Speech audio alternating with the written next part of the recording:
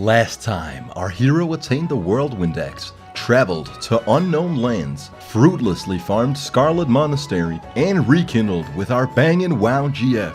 Continuing the adventure, I bricked my computer trying to install an SSD. And decided that in the spirit of fiddling with mechanical contraptions much too complex for my feeble human mind, I wanted to be an engineer. You see, I wasn't having fun with mining and blacksmithing, so I ditched two of the most financially viable professions in the game in exchange for the least profitable job in Azeroth. A stark contrast to being an engineer in real life. Ignoring the impending need for money to buy a mount at 40, I viscerally followed an engineering leveling guide, knowing full well that my viewers would send me money to give me the authentic Asmongold experience. I spent a good 15 minutes making this jump, so please appreciate my position of tinkering. No one in this game seemed to acknowledge my masterful movement. Anyways, I decided that the steep price for coarse stone on the auction house was a bit of a ripoff, and decided to go all the way to Darkshore to get them myself. After a few hours, 30 minutes of honest work, I returned to Ironforge. Before I started this gruesome endeavor, I wish someone had told me that the level cap for my professions scale with my actual level. I had basically just wasted a bunch of time and gold to familiarize myself with the steep learning curve of this bastard 15-year-old game.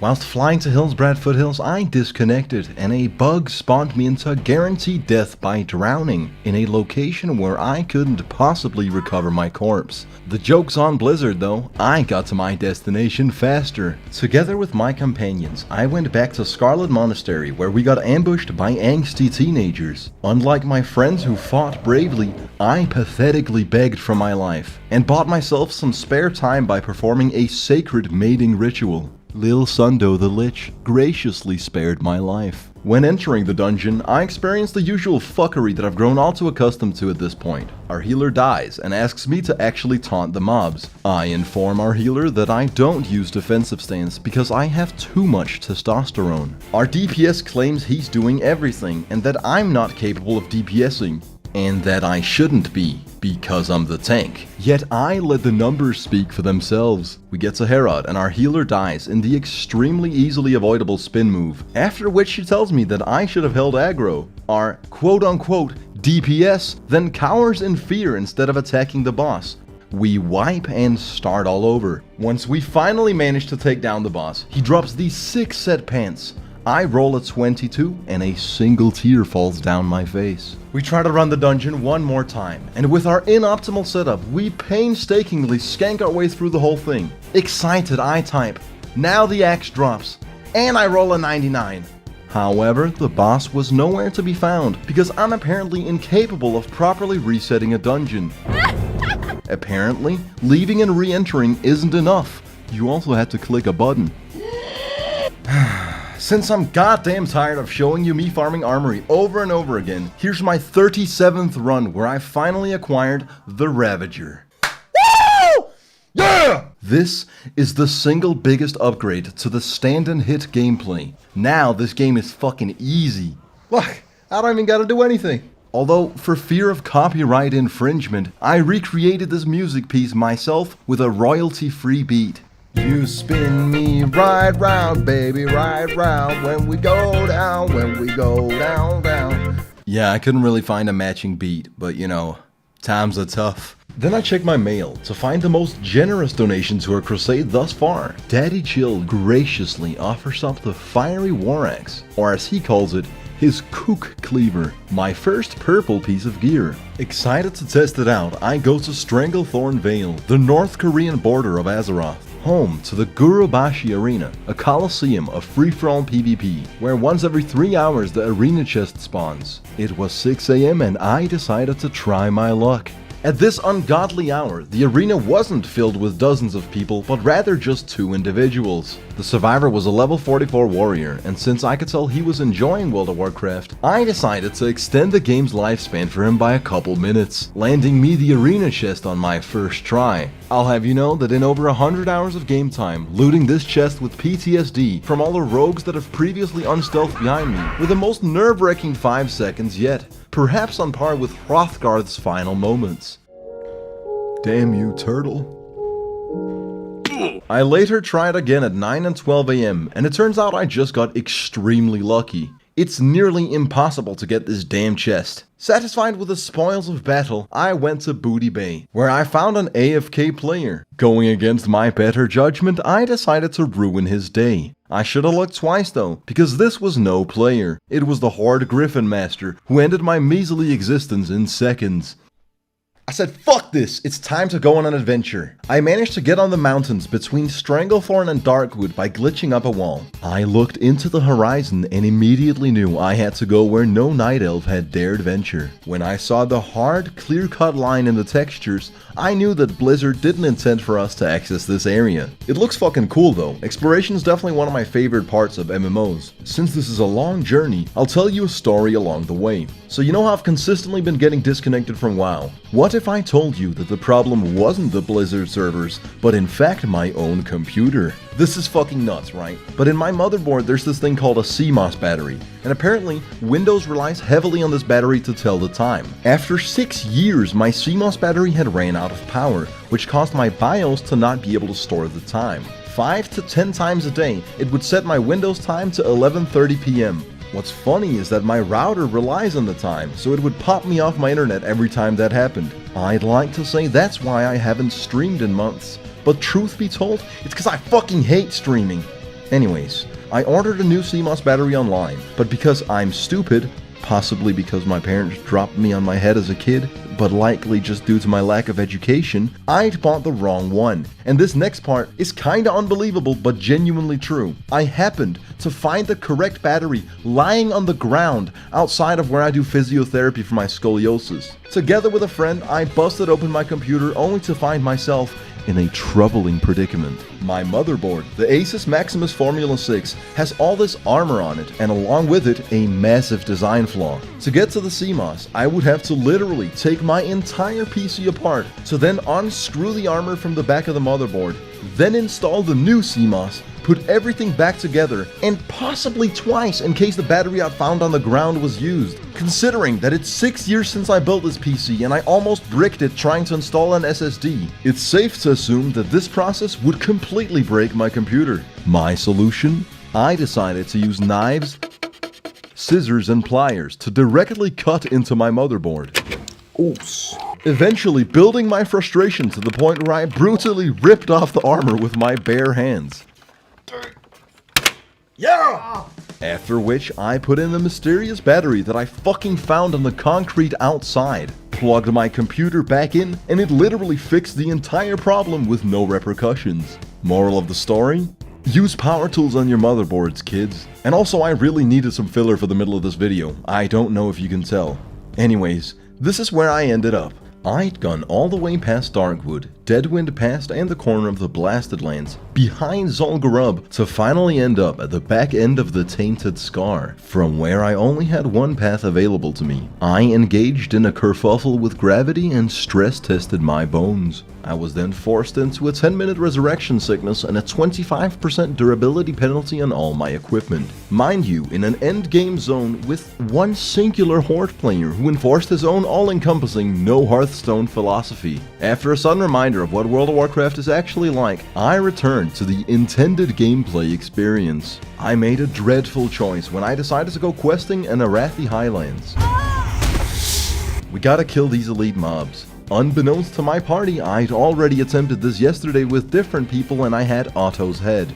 There's two bosses, the other being Falcon Crest. You know the drill. We corpse walk into the castle. I don't have any healing potions and I refuse to use shields. Of course, we fail miserably, but you gotta understand, we're veterans of this shit. At level 36, we're dungeon-hardened fucking animals. All of us have been through this countless times. It's a goddamn well-oiled machine. Our mages polymorph Otto and the regular elite mob, a spell that would keep them as helpless sheep for 45 seconds, if not for the fact that we immediately damage them breaking the spell. With our primal instincts, we execute extremely basic game mechanics and exude the very simple coordination required to beat this. That is right until a party of Horde players waddled in and clearly demonstrated that they didn't intend to wait 10 minutes for these dudes to respawn. We wipe and begrudgingly return to the castle, then wait patiently. That is until 7 minutes later, when I realized that Falcon Crest's loot belonged to us, as one of our party members had been alive when our assailant killed him,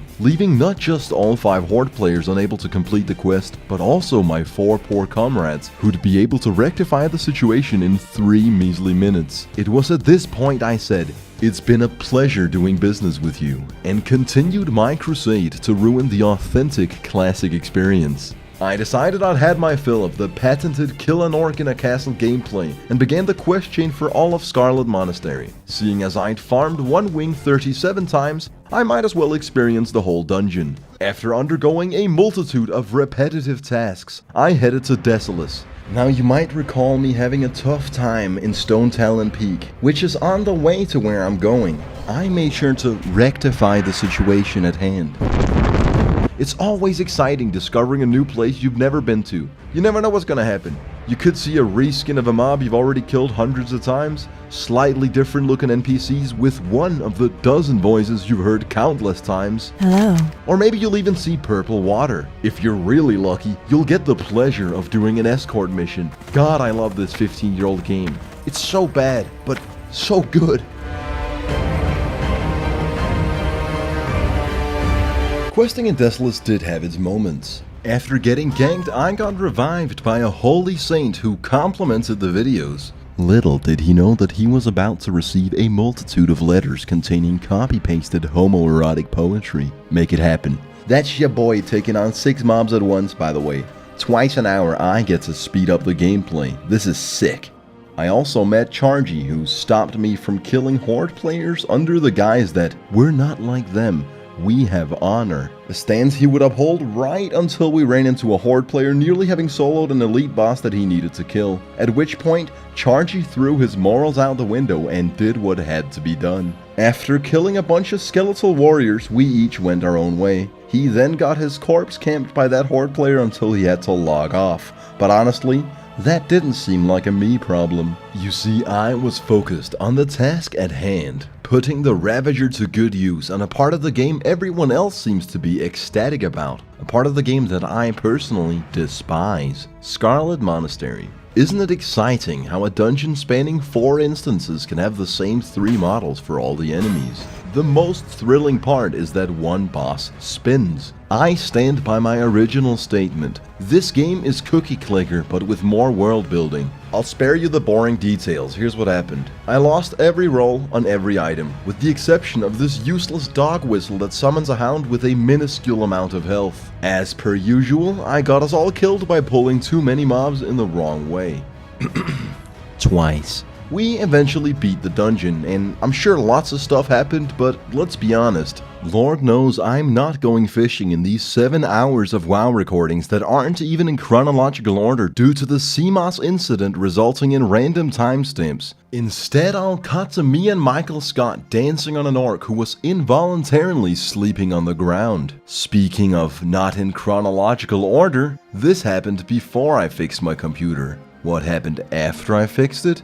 I started maniacally selling all my silk cloth on the auction house after finding out I'd need 90 gold to buy a mount at level 40, which was soon. I then went and completed various quests in Stranglethorn Vale. True to the authentic classic experience, they were all very rewarding. Sorry, I pronounced that incorrectly. I meant monotonous. Even though it's something I spent 12 hours of my life on, I can't for the life of me think of a single interesting thing that happened. I could extensively reiterate how we killed some pirates, a sea giant, and hundreds of various exotic animals, but truth be told, I just get goosebumps and flashbacks from all the horde encounters. Look at this shit. They turn me into a sheep, wait for the spell to run out, and then kill me. I felt scummed out at this very moment, so before leaving Stranglethorn Vale, I decided to do something I'd been putting off for a long time: killing an AFK player. I was entirely unaware that that's what the Booty Bay Bruisers do. Whoa. But you live, you learn. Eventually, I would go on to kill this spider, turn off the recording software, and then reach level 40. If you called me a sleep-deprived moron, your argument would have fair grounds to stand on. All of my hard work has led me to this point. Every drop of sweat, blood, and tears, and I've saved up 60 gold. It's actually now that it dawns on me I need 30 more. So when I came to find that Stek had sent me a mail telling me to put these up my behind, containing 25 gold and 60 tin bars, along with 7 grime-encrusted objects and 10 unidentifiable clumps of organic matter, I was pleasantly surprised, to say the least. And whilst we're on the subject of mail, if you guys don't stop asking me for I'm just not gonna show your mail. I'm trying to be monetized here, alright? Anyways, with my newfound riches, I traveled back to where it all began, Darnassus, where I graciously learned to ride a tiger. I then legally purchased a tiger, and let's be honest, I'm pretty damn majestic right now. However, considering that my viewers paid for half of it, it ain't really all that impressive or fulfilling. So for the ending, here's what we'll do instead. Somewhere in this video, there's an Easter egg which will lead you on a scavenger hunt. If you actually manage to make it to the end, you'll be rewarded with my secret ice cream recipe. Anyways, that's it for now. Thanks for watching, and I'll see you all next time.